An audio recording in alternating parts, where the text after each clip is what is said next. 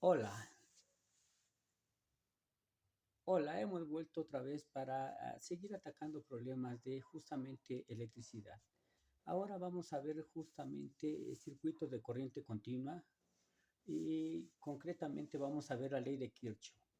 En este caso vamos a aplicarlo para determinar dos corrientes en un circuito eléctrico que consta de dos fuentes de poder y varias resistencias. Cuando se tiene varias fuentes de poder, ya es muy complicado resolver los problemas por medio de simplificación del circuito eléctrico al ir obteniendo la resistencia equivalente. Y en este caso se procede justamente a usar o utilizar alguna de las leyes de Kirchhoff. En nuestro caso vamos a estar utilizando nada más la ley de Kirchhoff de las mallas, que se me hace muy eficiente, muy buena y muy clara, muy directa, no requiere de tanto suposiciones, se hacen muy pocas suposiciones, muy pocas hipótesis al respecto. Bien, vamos a empezar a resolverlo. Nos piden que calculemos o que obtengamos las corrientes I1 e I2 que circulan en el siguiente circuito por medio de la regla de Kirchhoff de la malla justamente. Bien, aquí tenemos nuestra primera corriente que está circulando. Nosotros suponemos que está circulando en la dirección de las manecillas del reloj, pero en caso de que no sea así, entonces la corriente nos va a dar negativa. Simplemente invertimos la dirección en la que se supone que está circulando y se corrige el problema. Bien, lo mismo hicimos para la corriente 2, que también suponemos que está circulando alrededor de la malla 2 en la misma dirección de las manecillas del reloj. Bien, una vez que tenemos eso, procedemos a poner nuestros datos. Los primeros datos es que R1 es 60 ohms, R2 es 80 ohms, R3 40 ohms. La fuerza electromotriz o voltaje que nos proporciona la primera fuente de poder va a ser en este caso, una batería, puede ser 80 volts y la segunda fuente de poder nos proporciona una energía de 120 volts y obviamente nos están pidiendo que obtengamos la corriente 1, la corriente 2 y la potencia que está disipándose o que está realizando la resistencia R3. Bien, una vez que tenemos eso, para aplicar el método de las mallas de Kirchhoff se requieren hacer algunas convenciones.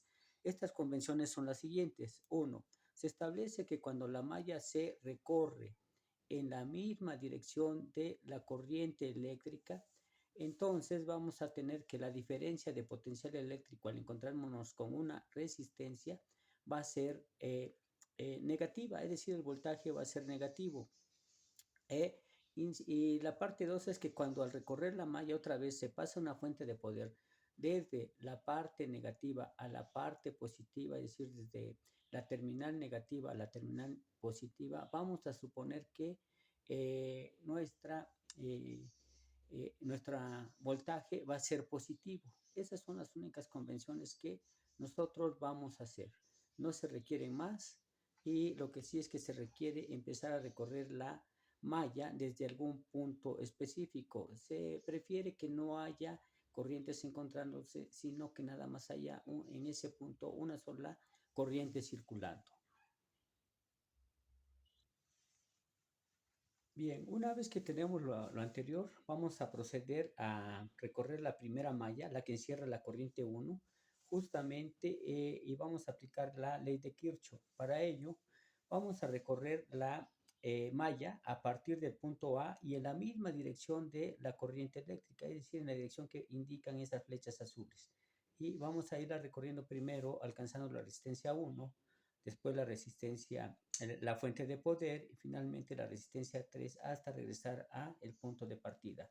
Bien, una vez que tenemos eso, hay que aplicar la ley de Kirchhoff de las mallas, que nos dice que la suma de la diferencia de potencial eléctrico a través de esa malla o al recorrer completamente esa malla debe de ser igual a cero. Y entonces procedemos a hacerlo a partir del punto A. Entonces empezamos en el punto A y lo primero que nos encontramos es esta caída de potencial que la vamos a pasar de más a menos. Por lo tanto, es una caída de potencial y ese potencial, pues, o diferencia de potencial va a ser V1 igual a R1 por la corriente 1, que lo vamos a plasmar aquí es menos el voltaje 1. Luego continuamos nuestro recorrido en nuestra malla 1 y nos encontramos con una fuente de poder o una batería y vemos que esta la estamos pasando de menos a más, de la terminal negativa a la terminal positiva. Por lo tanto, vamos a tener ahí una diferencia de potencial eléctrico, una fuerza electromotriz positiva o un voltaje positivo. Continuamos recorriendo la malla y nos encontramos con la resistencia 2. Otra vez la vamos a pasar de más a menos. Por lo tanto, va a ser una diferencia de potencial eléctrico con respecto a nuestra corriente eléctrica. Es decir, estamos recorriendo la malla en la misma dirección que nuestra corriente eléctrica I1. Por lo tanto, tenemos aquí una caída de potencial y que va a ser justamente menos V2. Pero nos damos cuenta que también a esta resistencia R2 está atravesándola o cruzándola la corriente I2 justamente, pero tenemos algo, un detalle ahí. Mientras que estamos recorriendo a la resistencia en la misma dirección de la corriente I1, la otra corriente va en la dirección contraria. Eso quiere decir que vamos a tener un aumento de potencial o un incremento de potencial y ese va a ser justamente más B2'. Continuamos recorriendo nuestra malla hasta llegar al punto A. En ese punto debemos tener que todas las sumas de diferencias de potencial eléctrico deben de ser igual a cero. Entonces, una vez que tenemos eso, simplemente procedemos a sustituir quién es B1, quién es B2, quién es B2'. Lo que obtenemos es que B1 pues es R1 por I1, que es negativo, menos R2 por I2, que está aquí justamente, y luego más R2, menos R2 por I1 más R2 por I2. Y eso debe de ser igual a nuestra menos la diferencia de potencial eléctrico que nos da nuestra fuente de poder o nuestra fuerza menos nuestra fuerza electromotriz. Una vez que tenemos eso, factorizamos la corriente I1 y el signo menos y ordenamos primero poniendo todo lo que tenga que ver con la corriente 1 y después todo lo que tenga que ver con la corriente 2, de tal manera que nos va a quedar la ecuación como menos R1 más R2, todo eso multiplicado por I1 y luego más R2 por I2 y eso debería de ser igual a menos epsilon 1 o la fuerza electromotriz 1. Una vez que tenemos eso, ahora procedemos a analizar la malla que encierra a la corriente 2. Otra vez nuestra malla ahora va a ser la que va por la parte de abajo, que nos la señalan justo y que la vamos a recorrer en la misma dirección de la corriente 2 y que eso nos lo está señalando las flechitas amarillas, si lo vemos.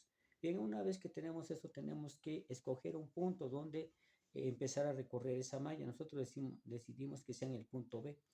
Pues entonces ahí se debe de cumplir que la suma de todas las diferencias de potencial eléctrico debe de ser igual a cero.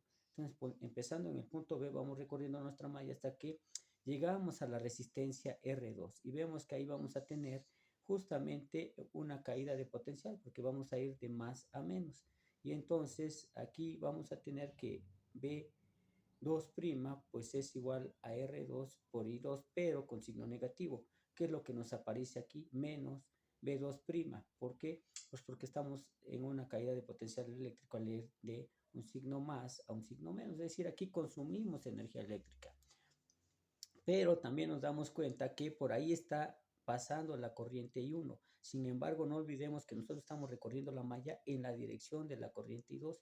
Por lo tanto, esta corriente I1 nos va a generar una diferencia de potencial eléctrico positivo, es decir, más V2, nada más. Y continuamos recorriendo nuestra malla inferior y vamos a encontrarnos con una fuente de poder, la epsilon 1, que nos genera una diferencia de potencial eléctrico epsilon 1 o una fuerza electromotriz epsilon 1. Entonces, salir del polo positivo o de la terminal positiva a la terminal negativa, tenemos que esa diferencia de potencial eléctrico va a ser negativo. Justamente aquí lo tenemos.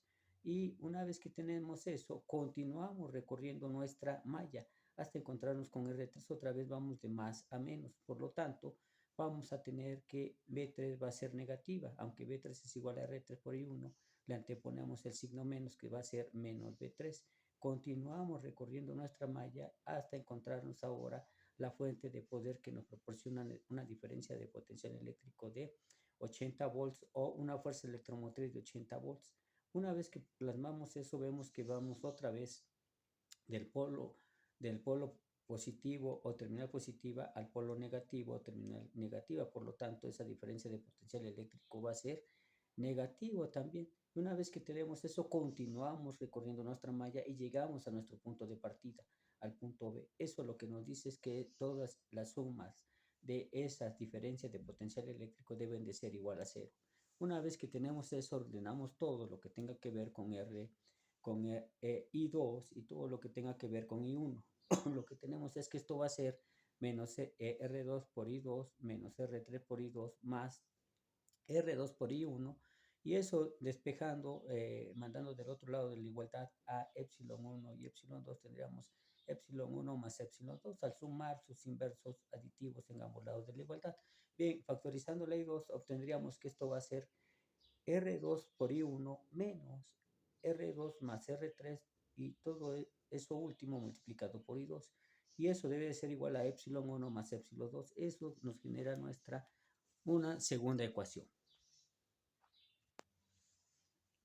Bien, ahora lo que vamos a hacer es proceder a sustituir quién es R1 más R2, es justamente 140 ohms, y le vamos a llamar simplemente A11, que va a ser el coeficiente de la corriente 1 en la primera ecuación, y después vamos a ver que A12, que es 80 ohms, que es igual a R2, va a ser igual también a A12 justamente.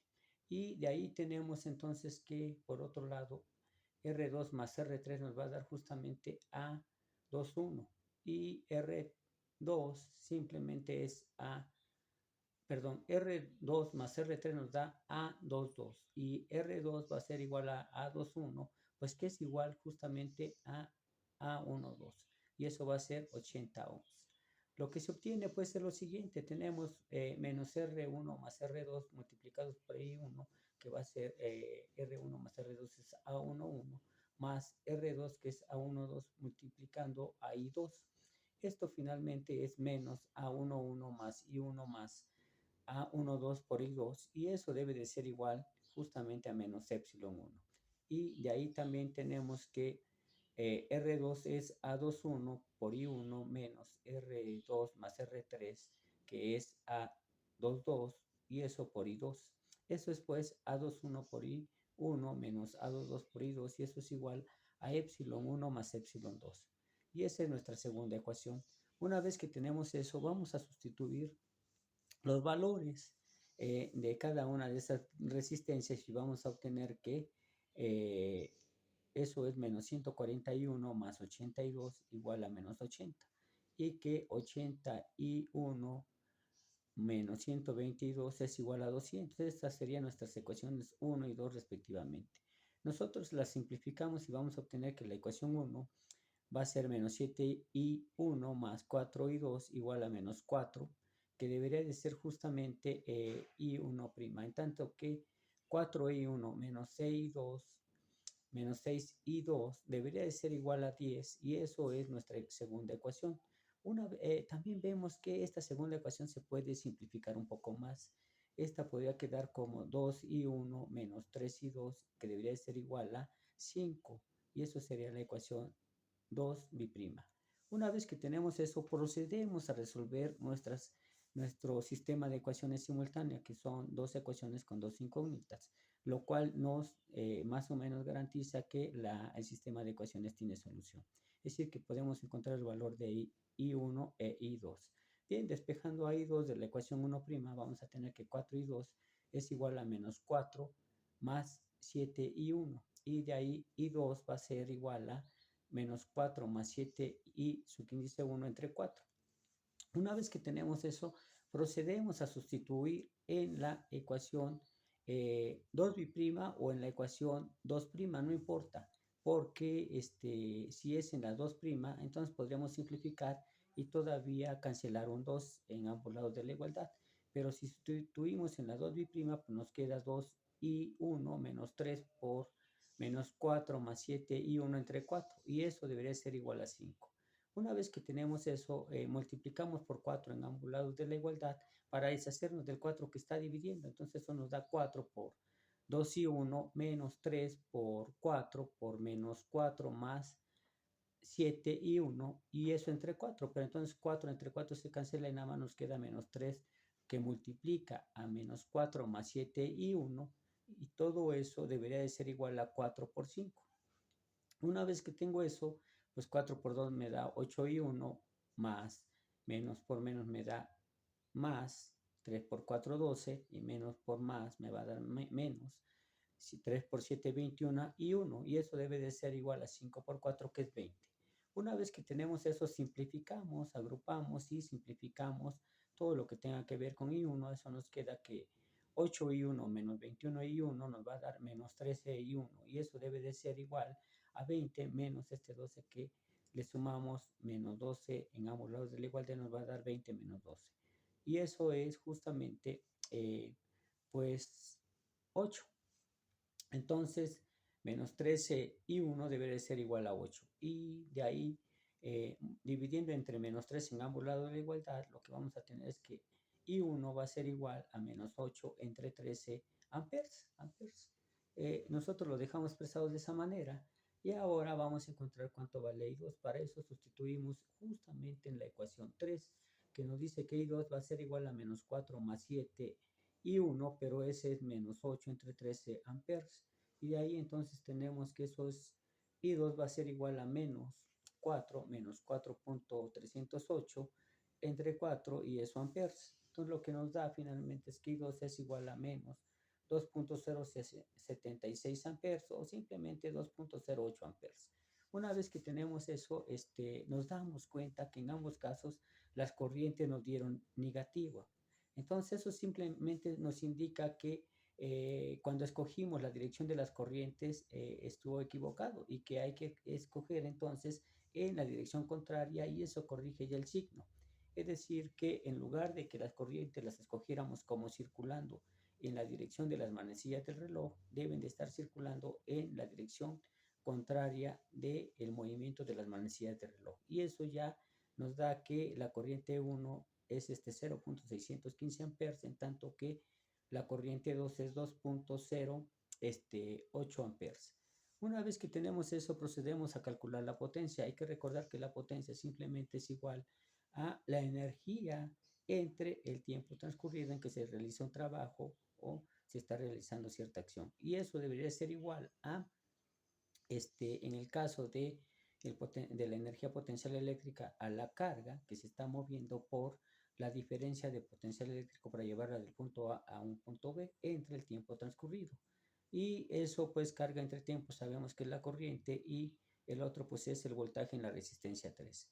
De ahí obtenemos que el voltaje en la resistencia 3 es R3 por I2 y eso debe de ser 83.2 volts. Una vez que tenemos eso, sustituimos y hallamos que la potencia es simplemente 173 watts, que, es las unidades, que son las unidades de potencia.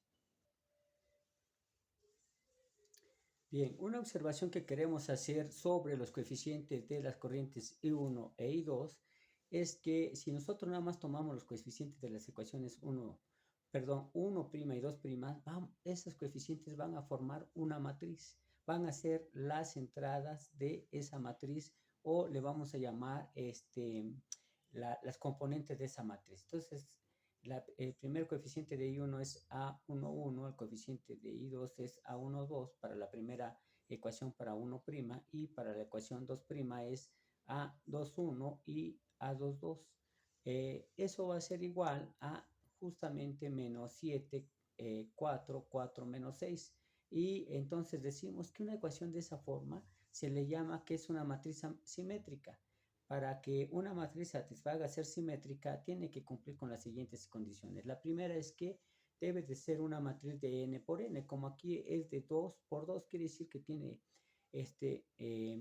los renglones tienen dos componentes y las columnas, cada una de ellas tienen que tener dos componentes o dos entradas. Y o de 3 por 3 o 4 por 4 o 5 por 5, pero siempre deben de ser cuadradas. Se le llama a ese tipo de matrices. Y lo siguiente es que la matriz, el segundo punto que debe satisfacer una matriz simétrica es que la matriz debe de ser igual a su matriz transpuesta. La T significa transpuesta. Es decir, que el primer renglón de la matriz A debe de ser igual a la primera columna de la matriz A transpuesta y que el segundo renglón de la matriz A debe de ser el segundo renglón, la segunda columna de la matriz transpuesta, A transpuesta, y así sucesivamente hasta llegar que el enésimo renglón de la matriz A debe ser justamente la enésima columna de la matriz A transpuesta. Y entonces lo que sucede es que cuando nosotros escogemos de la manera en que escogimos a las corrientes circulando en el circuito eléctrico, siempre nos va a generar una matriz simétrica. Y eso se ve, si nos fijamos, por ejemplo, tenemos el renglón menos 7, 4, y entonces si eso lo convertimos en columna, pues va a ser menos 7, 4, también es la misma, por eso es equivalente a la transpuesta. Y ahora vemos que, por ejemplo, el segundo renglón es 4 menos 6, y entonces que se convierte en la segunda columna, que es 4 menos 6. Son iguales, pues, y eso significa que nuestra matriz es simétrica.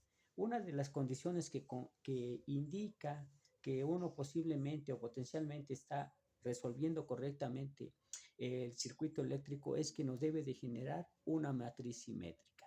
Si no nos genera una matriz simétrica, no necesariamente quiere decir que está mal, pero nos da menos seguridad a resolver el problema y potencialmente puede estar mal.